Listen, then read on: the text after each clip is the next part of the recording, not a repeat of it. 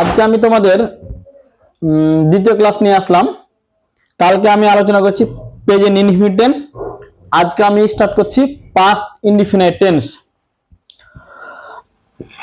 সাধারণ অতীতকাল। কি বললাম? সাধারণ অতীতকাল।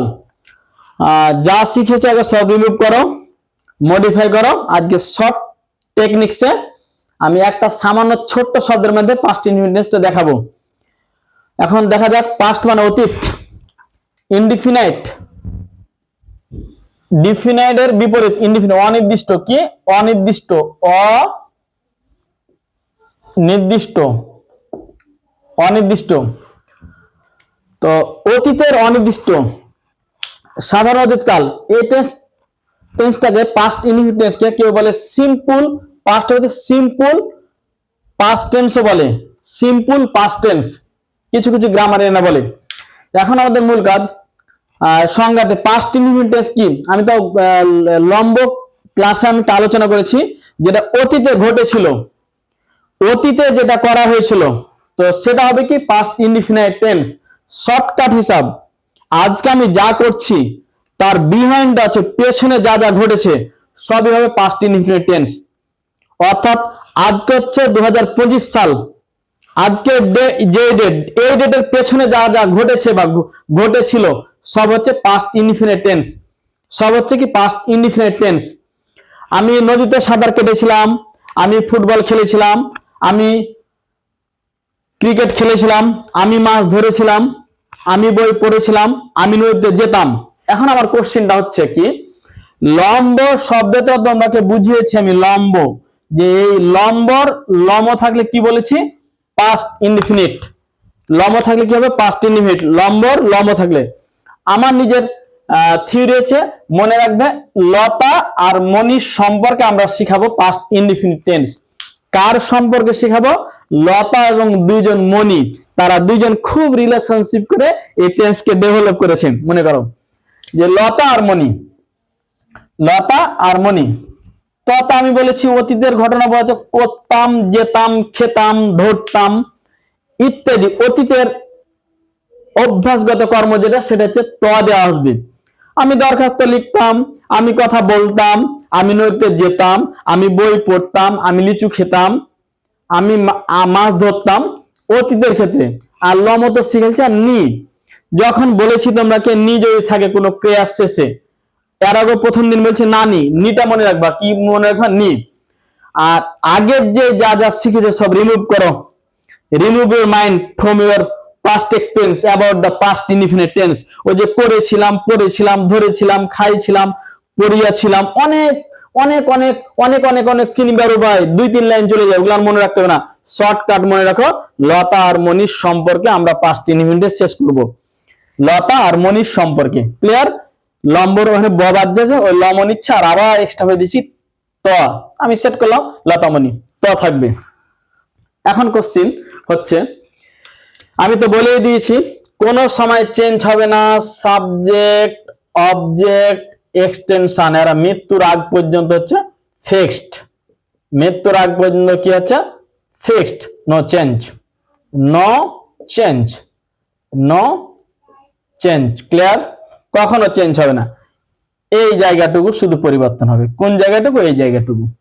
ক্লিয়ার? এই জায়গাটুকু। আবারও বলে দিচ্ছি বারবার, কোনটুকু? শুধু ভার্বের অংশটুকু পরিবর্তন হবে মৃত্যুর আগে পর্যন্ত, কবরে যাওয়ার আগ পর্যন্ত। যে কোনো টেন্সের ক্ষেত্রে কোন অংশটুকু? ভার্বের অংশটুকু। বাদ বাকি সব হবে ইটারনাল ফিক্সড। এটাও, এটাও, এটাও। ক্লিয়ার? সব টেন্সের ক্ষেত্রে। আমাদের এখন একটা বিষয় আলোচনা করা যাক।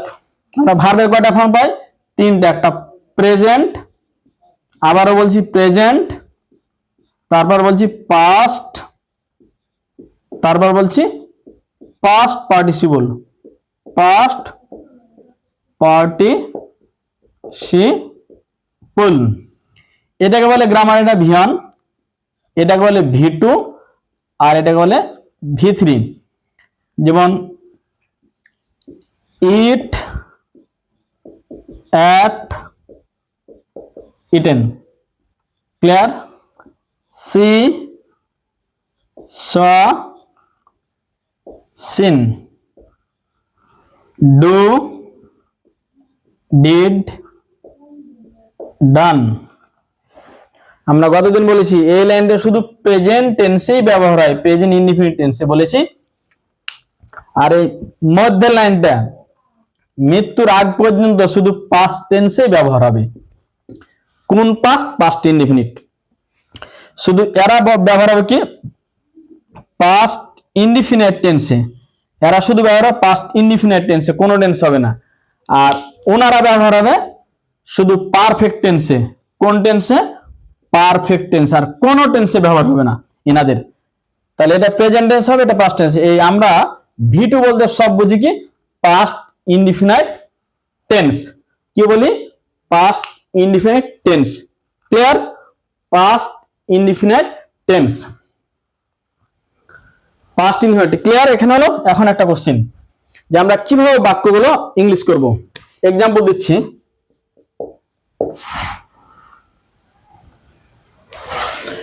সে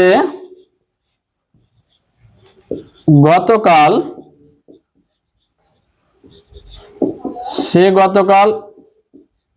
আমাকে একটি বই দিল। সে গতকাল আমাকে একটি বই দিল। এখন আমার কাজ হবে যে আমি 3টা ক্লাস নিয়েছি সাবজেক্ট ভার্ব অবজেক্ট এক্সটেনশনের উপর। ক্লাসটা দেখে নেবা। সে গতকাল আমাকে একটি বই দিল। ভাঙলাম, ভার্ব, সাবজেক্ট, অবজেক্ট, এক্সটেনশন। সে গতকাল আমাকে একটি বই দিল। সে প্লাস দিল প্লাস আমাকে একটি বই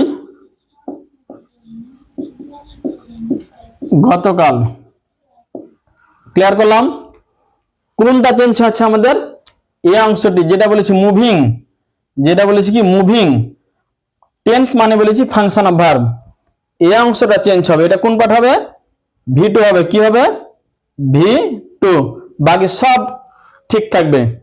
তাহলে ইংলিশটা কি হলো? হি, দেয়ার ইংলিশ কি গিভ। আমাকে হচ্ছে me a book yesterday, yesterday।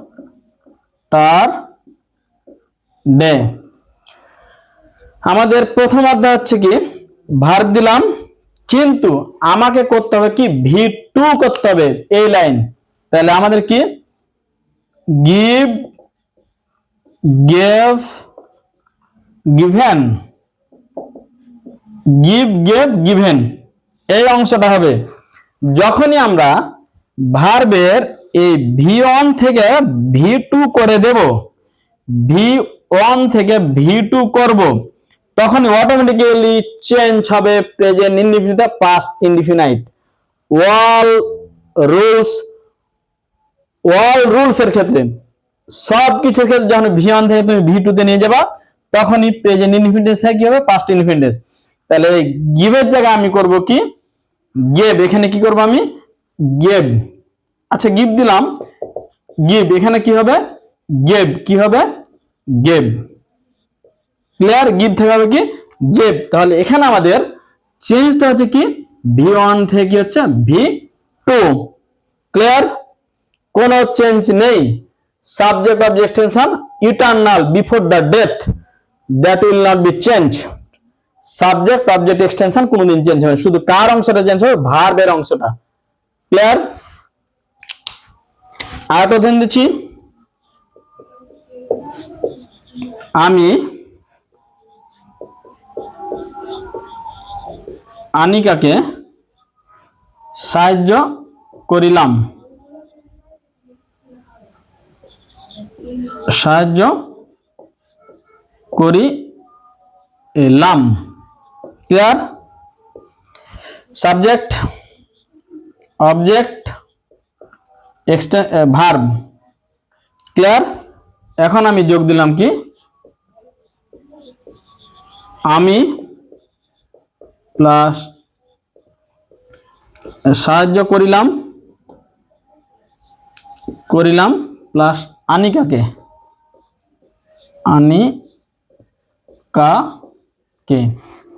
তাহলে কি হলো, আই সাহায্য করলাম কি, হেল্প আনিকা।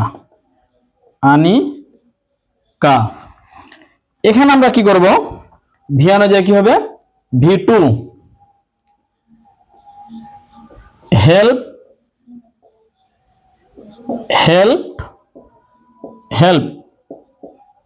Clear, V2।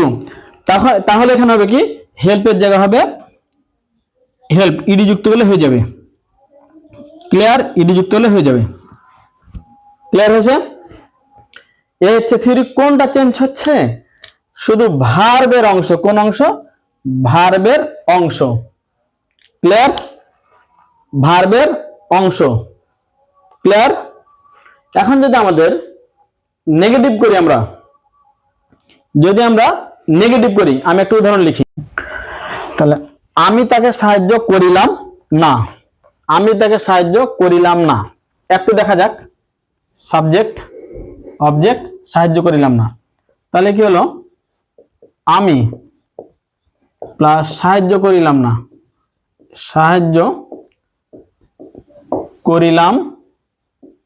না প্লাস তাকে। ক্লিয়ার? এখন আমাদের বিষয় আছে কি, যখন নেগেটিভ হবে কি হবে, সাবজেক্টের পর কি হবে, ডিড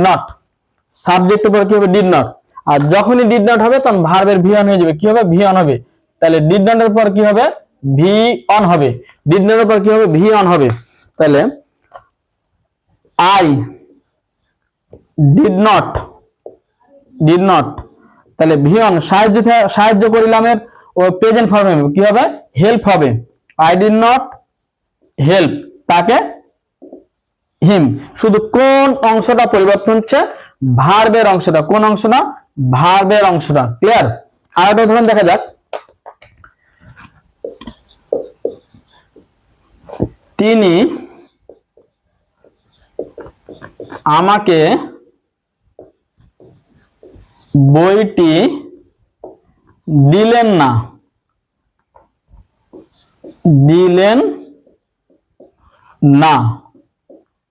তিনি আমাকে বইটি দিলেন না। Subject object verb, subject object verb. তাহলে তিনি প্লাস দিলেন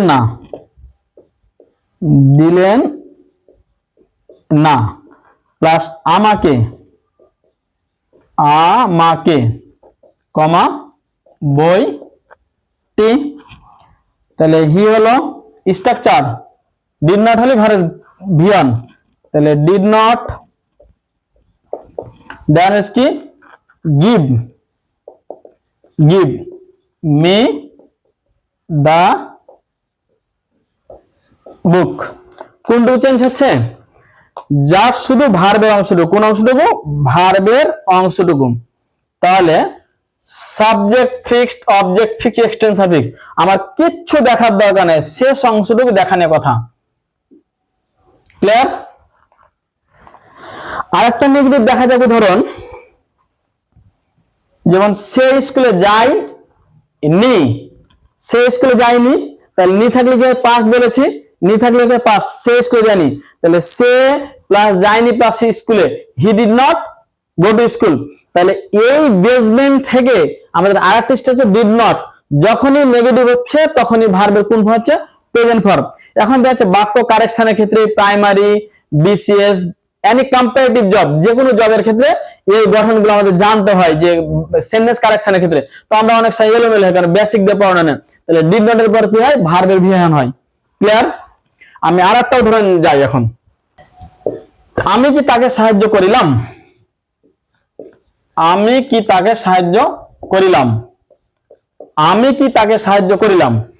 আমাদের সাবজেক্ট ভার্ব অবজেক্ট ঠিক থাকবে। প্রথমে নিব কি প্লাস আমি প্লাস ভার্ব সাহায্য করিলাম প্লাস কি দিলাম তাকে, একই গঠন।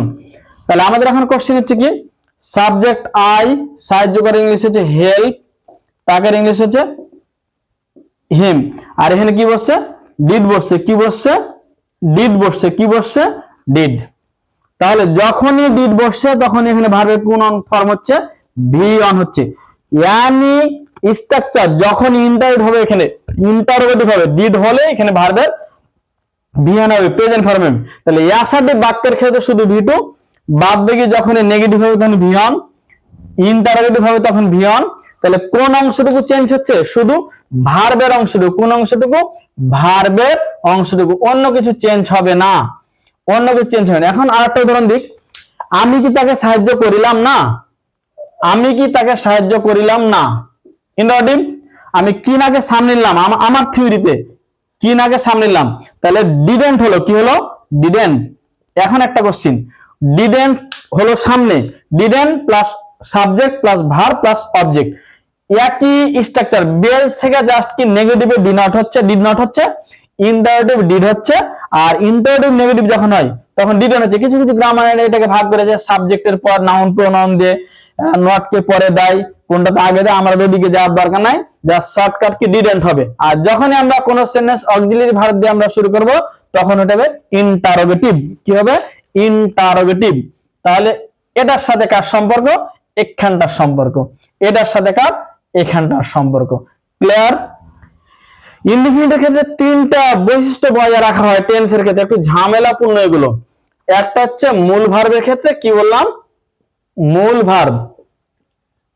এখন আমি আলোচনা করব টু বি ভার্ব, কিসের ক্ষেত্রে টু বি ভার্বের ক্ষেত্রে। একই ভাবে উদাহরণগুলো প্র্যাকটিস করব তোমরা। এখন আমরা কি করব টু বি ভার্বের ক্ষেত্রে, to be verb, to be, clear কি টু বি। আমরা একটা জিনিস বলি যে প্রেজেন্টে করেছি কি am, is, are, আর এখানে আমাদের হবে, এখানে টু বির ক্ষেত্রে স্ট্রাকচারটা হবে কি was were, কি হবে was were, টু বির ক্ষেত্রে কি হবে was were। তাহলে এখানে আমাদের গঠনটা আসবে কি, গঠনটা আসবে কি subject plus was were plus noun, noun phrase, adjective আর অ্যাডভার্ব, অ্যাডজেক্টিভ আর অ্যাডভার্ব। এখন আমি উদাহরণ যাব।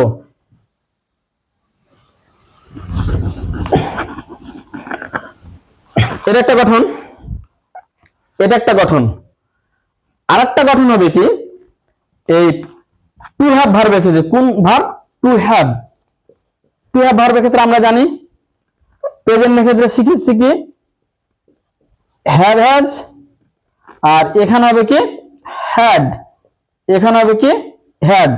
এখন গঠনটা কি হবে subject plus had plus noun comma adjective comma adverb. এখন একটা জিনিস বলি, আমাদের কোন অংশটা পরিবর্তন হচ্ছে, শুধু ভার্বের অংশটা। তাহলে এই অংশটা পরিবর্তন হয়েছে, প্রেজেন্টে আমি ছিল পাস্টে ওয়াজ ওয়্যার, আর এখানে হচ্ছে কি হ্যাড, বাকি সব ঠিক থাকছে। এখন কিভাবে ট্রান্সলেট করব, আমরা কিভাবে ট্রান্সলেট করব বা জানবো, আমরা এটার ক্ষেত্রে যাব পরে, এটা পরে যাব। এখন আমরা আলোচনা করি যে ধরে নাও, উদাহরণ দিচ্ছি আমি, এক্সাম্পল, আমি গরিব ছিলাম, গরিব ছিলাম। আবার আমার একটি গরু ছিল। কোনটা কিভাবে কি করবা, আমি শর্টকাট দেখে দিই, ভালোভাবে দেখে দিচ্ছি।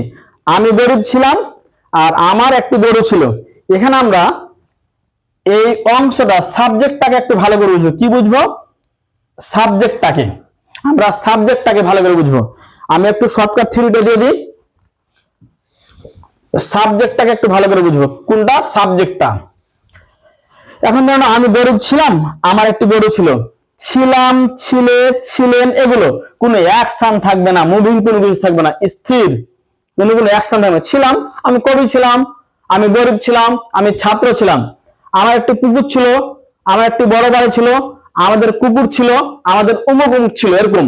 এখন বিষয়টা হচ্ছে কি, শর্টকাট থিওরি একটু বুঝিয়ে দিই ভালোভাবে।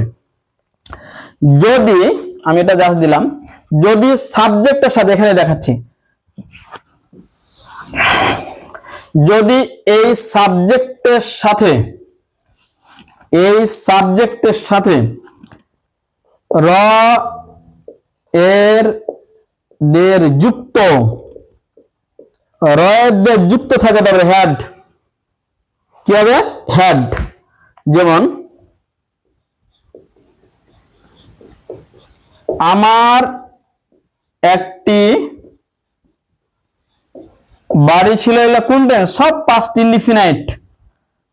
তাহলে আমার একটি বাড়ি ছিল, আমি যোগ দিলাম না, এই লাইনটা পরে না, তোমরা নিজে যোগ দিবা।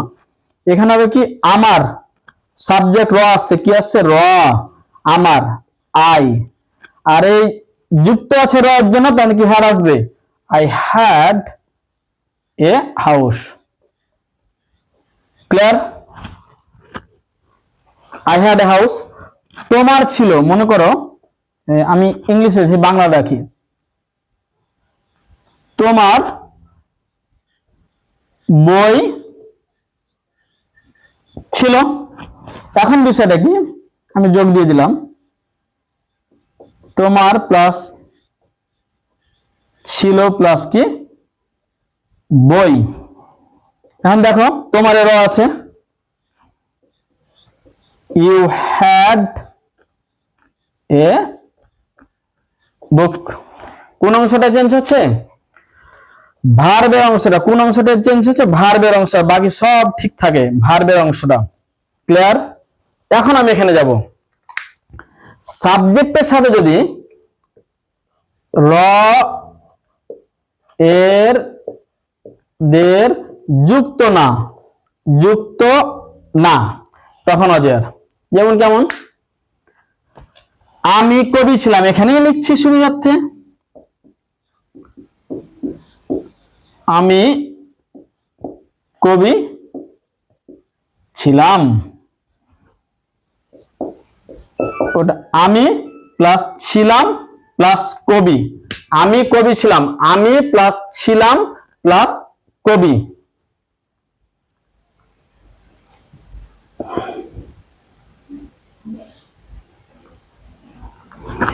আমি প্লাস ছিলাম প্লাস কবি, তাহলে I was a poet, I was a poet. আমি কবি ছিলাম, কারণ এখানে র এর দের যুক্ত নাই, আমির সাথে র এর দের যুক্ত নাই। ক্লিয়ার? এখন ধরে নাও, আর একটা উদাহরণ দিচ্ছি, আমরা বাড়িতে ছিলাম, এখানে লিখছি,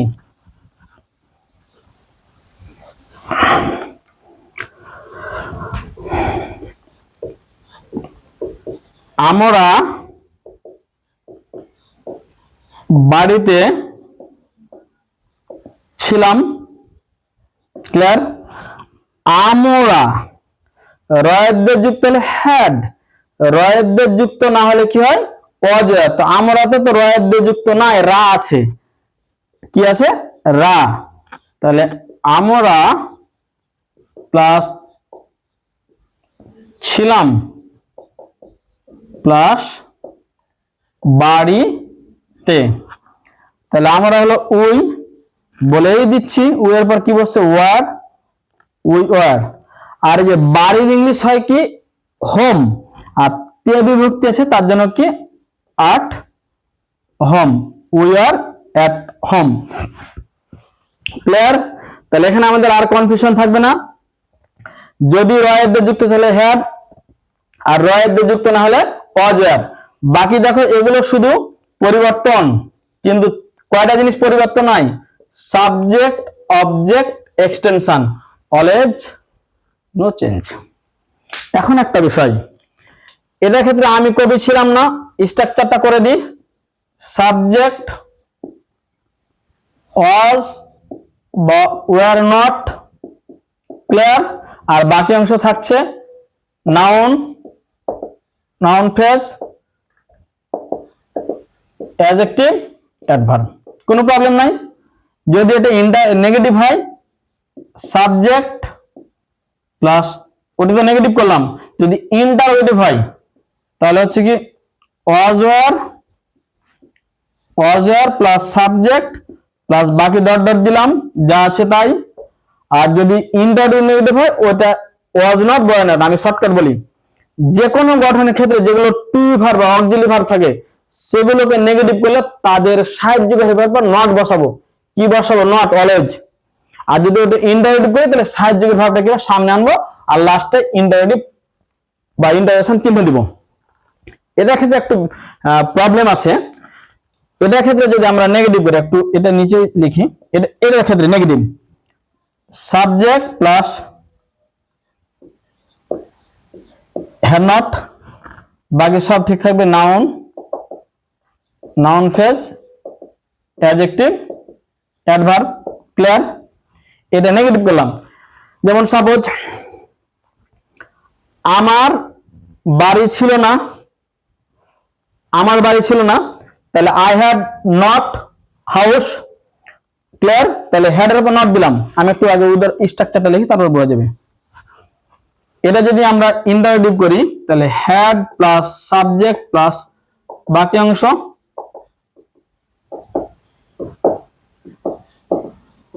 ইন্টারোগেটিভ। ক্লিয়ার? কোনো প্রবলেম নাই। এটা বুঝে নিলাম। একটু ব্যার আছে, এটা যদি আমরা সরাসরি নেগেটিভ করি, এটা যদি সরাসরি আমরা নেগেটিভ করি ব্রিটিশ ইংলিশে, তাহলে নেগেটিভ এরকম হয় subject plus did not. Did not যদি হয় তখন একটু চিন্তা ভাবনা আছে, কি আমরা তো হ্যাড করেছিলাম কিন্তু ওখানে কি হ্যাড হয়ে যায়, ডিড নট কি হয়ে যায় হ্যাভ। তার বাকি অংশ কি নাউন, এগুলো আছে বসে দিলাম। ক্লিয়ার? ওকে, এখন ধরে নাও একটা উদাহরণ দিই। আমার বই ছিল, এটা দিয়ে আমি ক্লিয়ার করে দিচ্ছি। আমার বই ছিল, এটা বুঝছো? আই হ্যাড এ বুক, আমার বই ছিল না, আমরা করলাম কি I had not, I had not a book. Clear? এটা হবে। আমরা গতানুগত সিস্টেমে এই দুটাই বুঝি। কিন্তু আমার বই ছিল না যদি আমরা এরকম করি যে subject plus didn't plus have, যেটা যেটা আসবে, আই ডিড নট হ্যাভ, তাহলে কি হলো আই ডিড নট, তখন হবে কি হ্যাভ এ বুক। ক্লিয়ার? আমরা অনেক কিছু এগুলো বুঝি না, এগুলো সচরাচর আমরা অনেক স্টুডেন্টই বুঝি না। তাহলে আমরা এই ইনডিফিনিট টেন্সের শুধু বেয়ার অনির্দিষ্ট কথার জন্য বেয়ার, বাকি টেন্সগুলো সব হয়ে যাবে। ক্লিয়ার হলো? তাহলে এখন বিষয় হচ্ছে কি একটু বুঝুন, যখন ভি2 হয় শুধু অ্যাসার্টিভের ক্ষেত্রে, অ্যাসার্টিভের ক্ষেত্রে আমি একটু সারমর্ম টেনে দিই, পুরোটা দেখে নাও।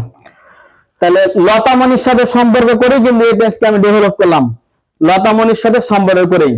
তাই লতা বলেছি, তাই ল আত্মা, লম্ব, লম্বটা আলোচনা করেছি, আর বলার দরকার নেই। তাহলে কি বললাম subject plus ভি2 plus object plus extension. এটা নেগেটিভ হলে কি হয় সেটা বলে দিলাম। আর যখনই রয়ের যুক্ত না থাকে তখন ওয়াজার, যেমন আমি কবি ছিলাম উদাহরণ দিলাম। তারপর রয়ের যুক্ত থাকলে subject plus had plus noun, যেটা বাকি বলেছি। এখন আমার একটা জিনিস এক্সট্রা বলার আছে, সেটা হচ্ছে ত দিয়ে একটা উদাহরণ দিই আমি। কি দিয়ে? ত দিয়ে একটু দিয়ে দিই তয়ের উদাহরণটা।